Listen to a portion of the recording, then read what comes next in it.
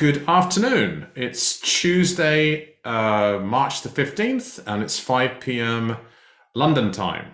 Next week, my guest is in New Zealand, so we'll be going live at a very different time of day. But this week, my guest is Oli Barrett, who is also today in London. And Oli and I met, we were just reminiscing a bit. We met a little bit before the pandemic in the days before all of that.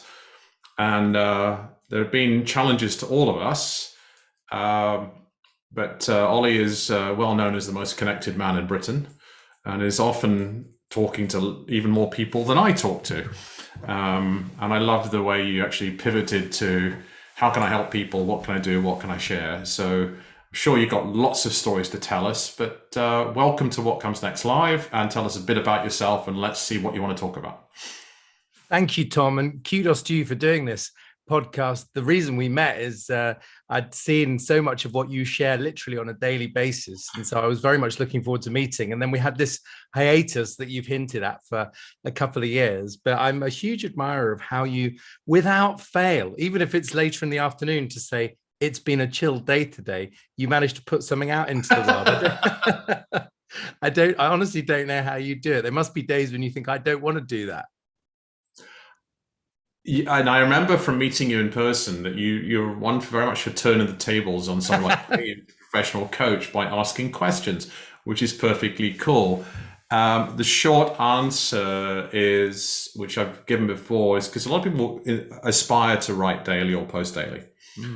First of all, that's not for everybody, but they say there is this concept of it takes 30 days to begin to form a habit.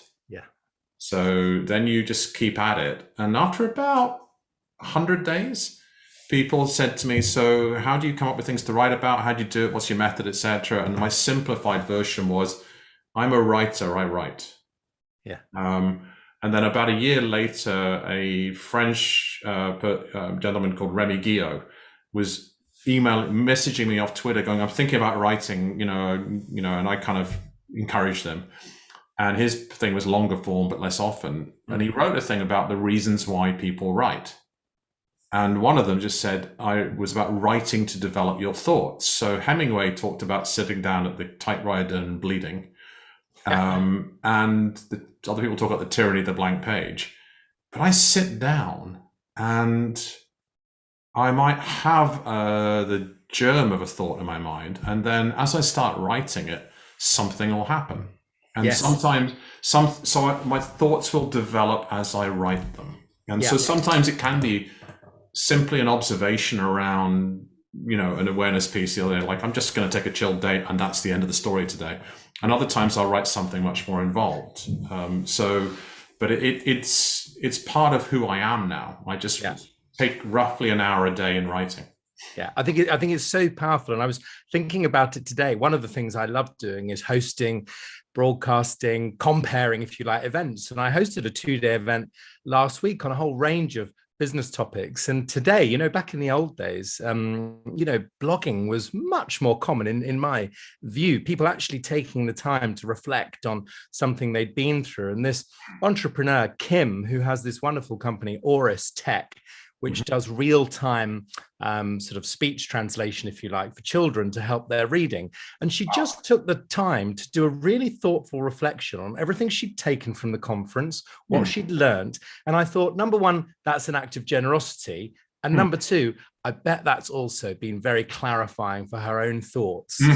Just take that time. So I'm very interested in that. And as a sort of budding facilitator, I'm always very grateful, because when you're up there on the stage, you don't always have the time afterwards to do that reflecting. If it's helpful, Tom, I got started after college. I went and worked at Disney World out in the States. So I literally have a Mickey Mouse degree. I went off to university briefly, Edinburgh, Leeds, dropped out twice, went and became, for British listeners, a Butlin redcoat. And that just gave me a sense of comfort with getting people to do things a bit differently. And yes, that was playing a silly game or doing a silly competition. Transplant that to the business world, it meant I wasn't afraid to stir things up and try to challenge the status quo. So what ended up happening was I started my first company way back when at uni. It was an alternative careers fair, 150 of us organizing events in 9 cities. And it gave me that entrepreneurial spark that led me to want to make a career out of helping to start things. So string one to the bow has always been, how can I team up with co-founders to start things, whether that's campaigns. I started Tenor, where we've given out over 500,000 10-quid notes to kids in an entrepreneurship challenge. Startup Britain with Number 10, a big national campaign with the backing of the Prime Minister, and also lots of businesses as well, some successful, some not. I suppose the core theme, though, is team up with interesting people, try to join a few dots, try to have fun along the way, and yeah, don't be afraid to dust yourself off and give it another go. And that's so over the last number. So you've as you've just reflected, and thank you for the background for the listening audience.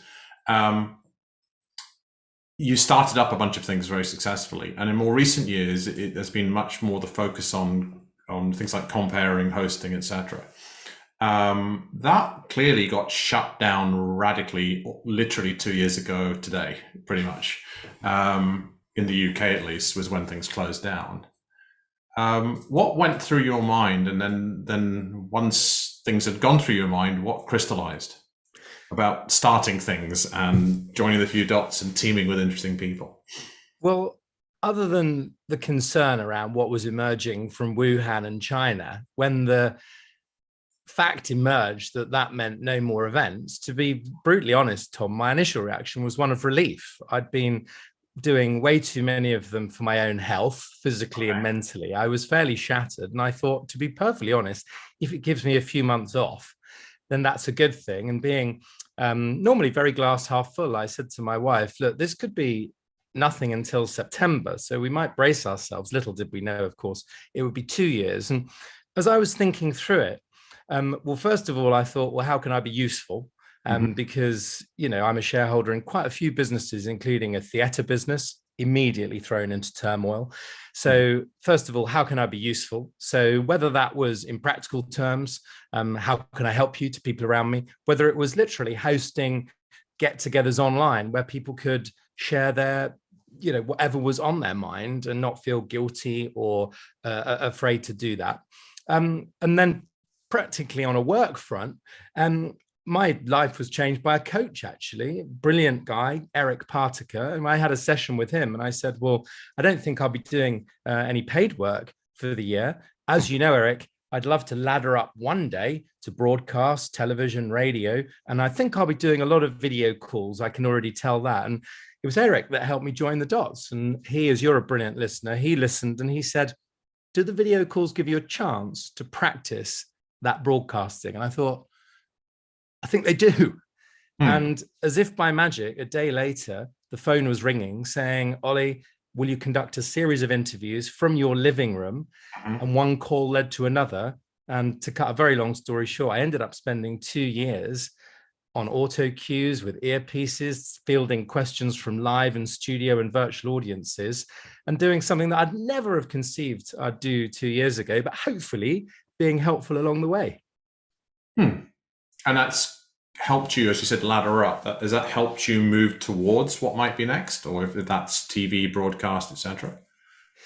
I think increasingly, you know, people who bring others together, whether that's in the room, online, think, how do we make this more inclusive to someone who couldn't afford to get to central Manchester or central Auckland, wherever it happens to be? How do we get a question from someone who felt a bit shy initially, but get their thoughts as well? And all of that requires, like it or not, people to try and weave those strings together. So it's absolutely what I've noticed is a bit of a gap has emerged, because of course in the old days someone would go, oh, we'll get John from marketing to be our MC.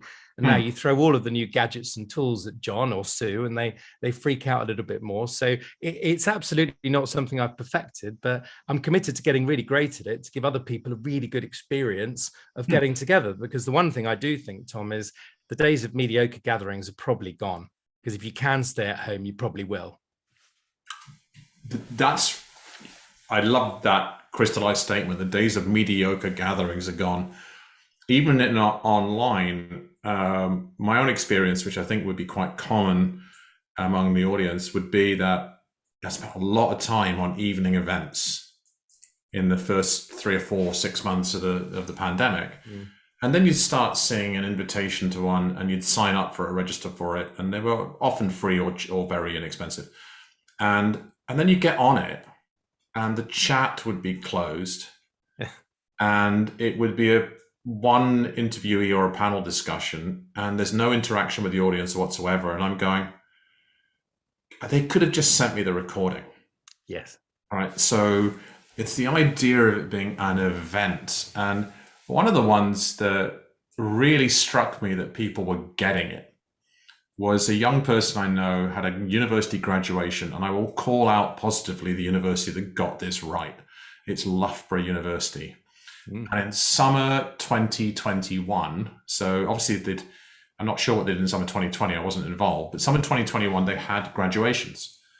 And they put it in, and my oldest son had graduated from that same university a number of years before, and they pretty much replicated the experience from their sports hall out to a big grassy area. And first of all, the marquee gave confidence. There was spacing of people, and they lifted the sides because it was a sunny day and air was passing around. That said, the crux of it was that I knew people who were in the audience because tickets were limited, and they had cameras and big screens, et cetera, et cetera. And I was watching the live stream. And we realized when the people I knew got back to London and we all met up and celebrated, et cetera, that they'd had a different feed than we had. Oh. And I thought, wow, they're getting the event right. So not only was there a full-blown camera crew on site doing close-ups and different cut shots and really properly produced, but the screens on either side of the stage were projecting things for the audience that were present there. Yes, got it. The audience present at home was getting a differently produced feed. And I was thinking, that would never have happened, in the past. And it does take me to one of my past podcast guests is a friend called Mark Rowland, who couldn't resist, who used to work in Tony Hsieh's universe in Las Vegas, all that delivering happiness, R.I.P. culture, all that kind of thing. And then he couldn't resist an opportunity to work in the innovation hub for one of the biggest employers in the US Air Force. There's something like 700,000 people. And they have a 30-story office building in Vegas as an innovation hub. And they just had enormous budget and threw it at things like running hybrid events. Yes. And they said it's a full-blown TV production to run a hybrid event. Yeah, well, I think the the stage is set now, and I think the missing ingredient, and I'm not suggesting I bring much of this, but it is imagination. Is daring to reimagine, because what tends to happen, and I've had some calls recently with a company based on the West Coast who create their own virtual worlds. They're called Verbella. And the challenge is people will try and literally translate whatever they've been doing in the real world. So the Vice Chancellor sees this wonderful virtual world and says, oh, does that mean I could stand up in a virtual auditorium and speak to all of my teams, thousands of them, and give them my special address? Or likewise, the conference organizer says, does that mean we can have a booth and presumably some digital mints? To which the answer is, yeah, you could, but you could also stand on the side of a mountain. Yeah. Well, yeah, one of the networks I'm involved with, who will have get-togethers and stuff online now and globally, etc. And one of them, they said, let's try something new that we're trying. And to the point you're kind of making, the imagination also means going to first principles thinking of how are we looking to connect people, how are we looking to include people. And what this one did, and I'm pretty introverted, so put me in a room full of people with wine glasses and say, go network. And that's my idea of the seventh circle of hell. I will hide in the corner or find somebody who knows me, and I'll monopolize their time till they bring us into the auditorium. So what this was they thought this was the most brilliant idea possible. You'd walk into an empty space with 50 other people with avatars, and you had to join a group that was talking. And if you got close to it, you could hear them talking, right? Or hear them murmuring. If you got close, you could hear what they were saying, and you had to like join this group, leave this group. And it had everything about a random networking event that people who love those events wanted to replicate, and the people who have their own form of diversity, like of just not liking them, couldn't stand. So it was like, but the crux of it was not so much my bias against it. It was actually trying to just copy what you're doing before. Yes. Well, it raises very briefly, Tom, it raises a bigger point around if you've got the luxury of redesigning something, rethink who the designers are as your first step. And so absolutely invite to that meeting the colleague that you happen to know hates physical gatherings and mixers, and ask them if there's anything that would make it better. You know, is seeing who's going to be there in advance a help or a hindrance, or neither? Is having a host to go around, welcome you as you come in and help usher you around the space a help or a hindrance? And by the way, I refer our listener to your interview with Siobhan on this recently, where you are very clear about the sort of connecting you do and don't enjoy. I just think that when we talk to people in power, whether that's a mayor or a politician or a brand, we often talk about their power to convene. And my observation is they are relatively thoughtless about how they design those conventions, if you like, those convening moments. They think it's enough to get people in a physical or virtual space, hand out the refreshments, and let them go to it. And I just don't think that's going to cut it now. I think we have to be far more thoughtful, far more, just far more creative, really. But because we've not got time, right? We have urgent problems to solve, and we have to think who's not in the room. How do we get them in the room? How do we make them feel comfortable? How do we tread this very interesting tightrope between exclusivity, hand-picked events, and openness? You know, these are big tangles that we have to start to unpick. We have to do it quickly. Wow. Yeah. So that was Siobhan Fitzpatrick, who runs a thing called the Networking Hub. A couple of my other guests have been Lynn Pilkington, who is very much about inclusivity and neurodiversity in gathering people. And another one is an inclusivity specialist, is Patricia Costoso, who was on recently. This makes me think I need to get Priya Parker on here, who wrote a book called The Art of Gathering. Yes. I think she'd be a great guest. It's absolutely fascinating that we've gone in this direction. So yeah, it's, in just a tiny note I put ahead of your bio on the page was just about your curiosity. So you ask great questions, but that's fascinating that there's a design role for you in this. For everybody, for everybody, if you will, a convening of it's a different form of expertise. It is. And I think, something I talk to colleagues about, the best events, very briefly, the best events are, I call them Doha, but not the, Emirati city. I mean, they're well designed, they're well organized, they're well hosted, and they're well amplified. And not everybody understands the difference, by the way, between organizing something and hosting it. And my point is having real people in a room, physical or virtual, joining dots, sparking connections, bringing those people who feel a bit like a wallflower out of their shells, making them feel comfortable, because otherwise it's only the loud ones that get to share anything. We all know it's the quiet ones that have got the real value.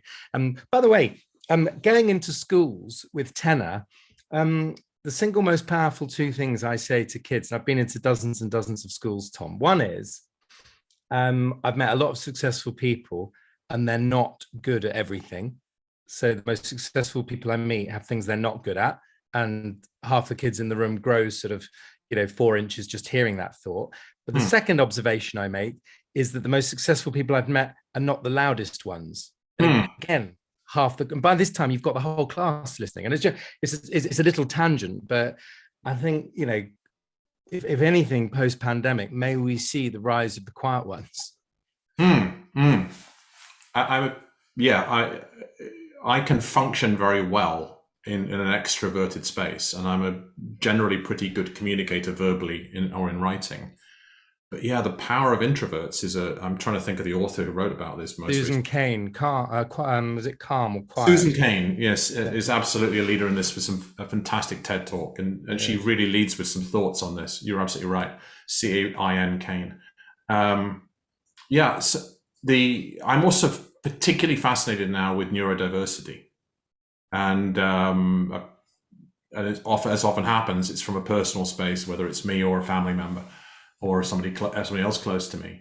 But yes, going into schools and talking to them about the fact that you don't have to follow the conventional path. And I dropped out of university twice and became a theme park entertainer, if you will, trying to translate that for the non-UK audience, or a host is another way of putting it. Yeah. And hey, by most empirical measures, I've been pretty successful. Well, joining dots there, Tom, Sarah, a colleague of mine, hosts a podcast called Squiggly Careers.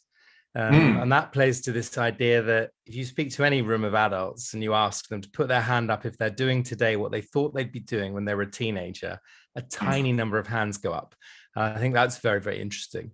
I also very taken by, if you want to root into it, by the way, the hashtag made by dyslexia. And that will lead you to this abundance of interesting stories and content. And it just strikes me, Tom, that on neurodiversity, when I'm interviewing people about how they get talent into their organization, they have accidentally optimized for people who are good over a coffee. And that worries me massively. And I'm not convinced that enough people in companies can talk intelligently about how they optimize for neurodiverse talent approaching their organization. I just think it's a big, if I can put it that way, a big blind spot. Yeah, I totally agree. So that could affect people whose communication styles, whose introvert-extrovert scale is on the introvert. Another one is the filters that are used for universities and jobs. I wrote something the other day, one of my blogs was about this topic, specifically focused on ADHD. And I've been studying up on this, and I made a link to a fantastic young man who's writing about this, who is profoundly ADHD.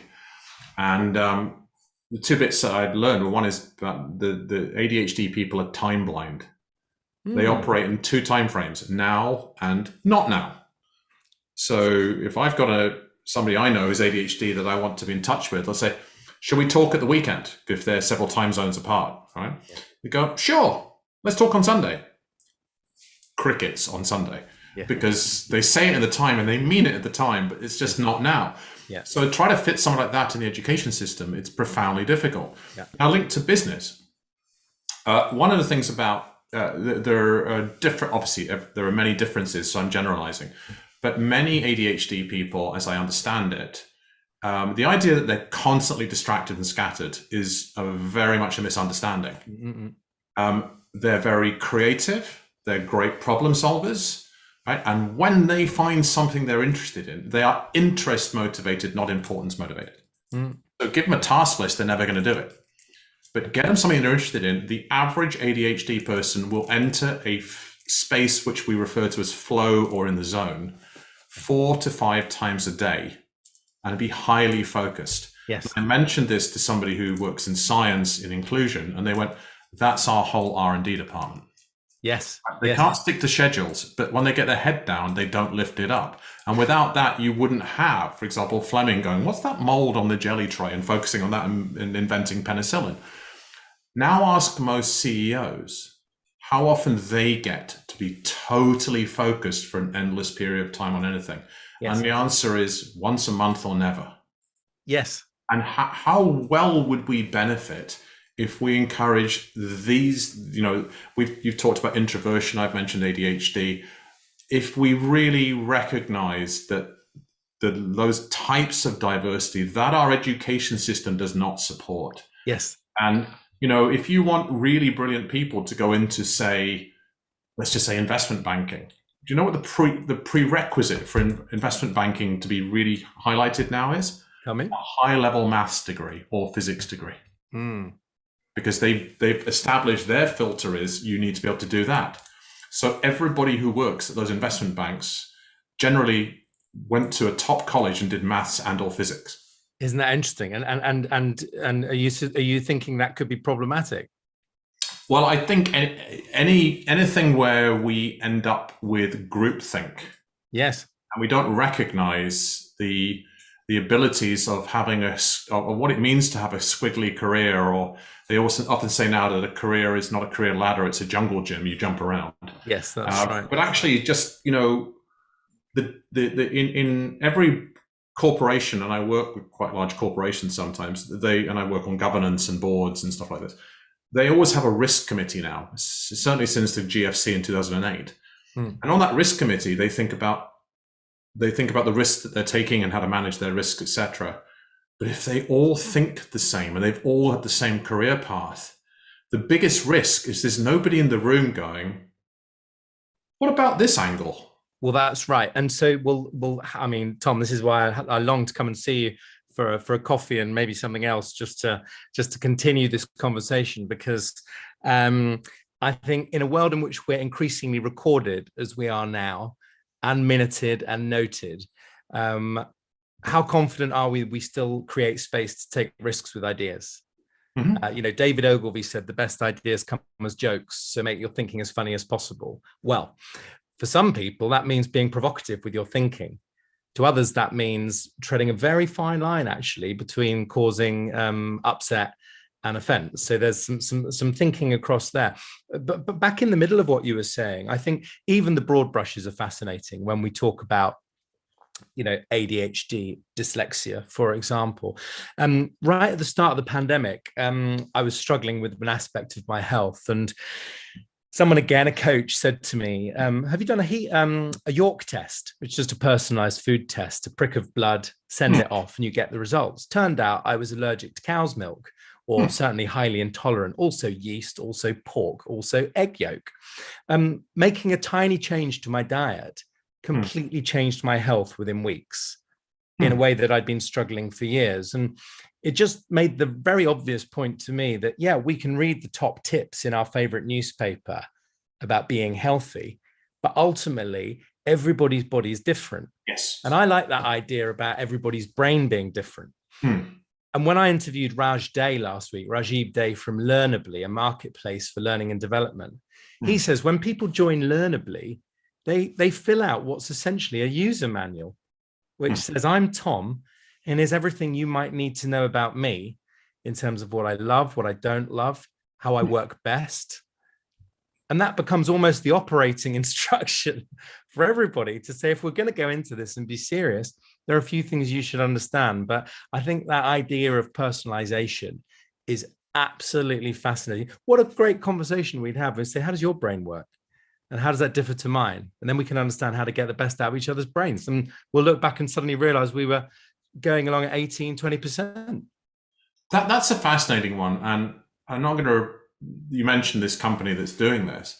It makes me think of, I'm joining dots here and making sense of this. So I pay for private medical insurance in the UK, mostly because I was used to it my whole life, living in a place where there was no universal healthcare. I love the NHS. I've unfortunately had cause to use them by having a couple of health issues, and they're amazing. But I also thought, for £100 a month, I'm privileged enough to be able to afford that. But it used to be 1,000 or 2,000 in the States, right? So it's like, I'll do that. But I chose a company called Vitality. Yeah. And what I found interesting about them is they put some of their underwriting costs into health and health benefits and gamifying it and bonuses. I'm thinking they've got 2 million customers in the UK, and they're gathering incredible data on the power of exercise and nutrition and diet and cessation of smoking for those who smoke, because they offer benefits around all of that. And if I think about that, if this company you're talking about gathers all this data, and then we get into the conversation, not for today because we're coming towards a close, but it's like the community wealth in that data, which they can choose to monetize 100%, or they can choose to, and there's privacy concerns if it's not in aggregate. But if in aggregate, there could be a thing where they go, well, let's find a balance between our key asset will become all the data, which is a very common thing in tech startups. Yes.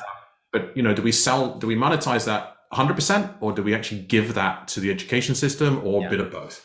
Yeah, and the crucial filter there, Tom, is or the crucial factor is trust, right, between the individual and the organization, because the central question then becomes, how well do we really understand each other? So of course, in the future, technology will notice things about our speech, the way we walk, how we sleep, how we type, but there's lots that we can tell it in the meantime to sort of break down those barriers between ourselves, saying, look, we can support each other better if we know better about each other. And I think it's very uplifting thing. I've just hosted a 2-day event in Dubai around prevention of blindness.